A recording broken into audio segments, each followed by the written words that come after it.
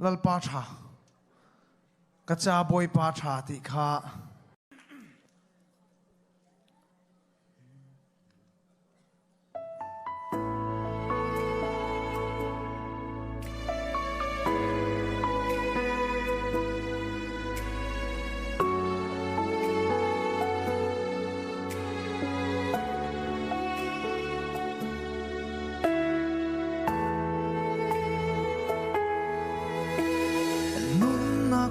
so a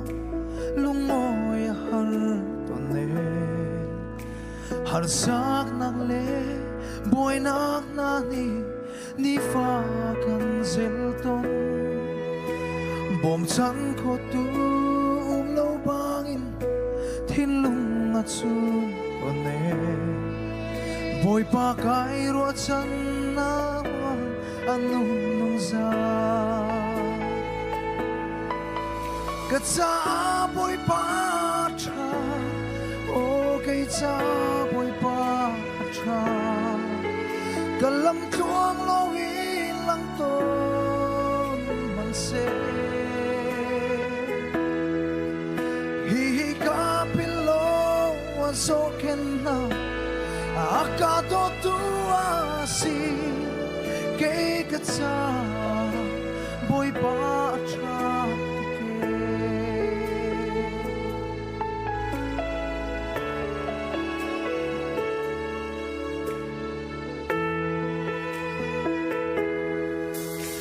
nang lay panin au tu na mer taban na lo na hupen ton na zoken na tua mi an chim ton kay hua chan nang nay lo ni hin Bawipa nang ma kan o nang malong na si hua chan nang nay Caah Bawipa tha o Caah Bawipa tha kalam chuang lo in lang to man se hi ka pilo to ken na aka to tu si Caah Bawipa tha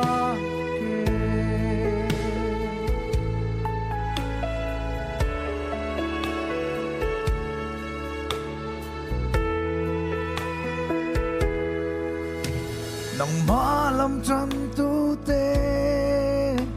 chan him lo ang ma se sadra ka te imutir kha ichen chil na an chang kay polal pa he ka duber ike bula om hi chu chu lu hianin kay song ka ring Caah Bawipa tha o Caah Bawipa tha kalam chuang lo vin lang to man se hi ka pilo so ken na aka to tu si Caah lalpa tha hey ka sereng minen kolchi min mai tu ani Caah lalpa tha ani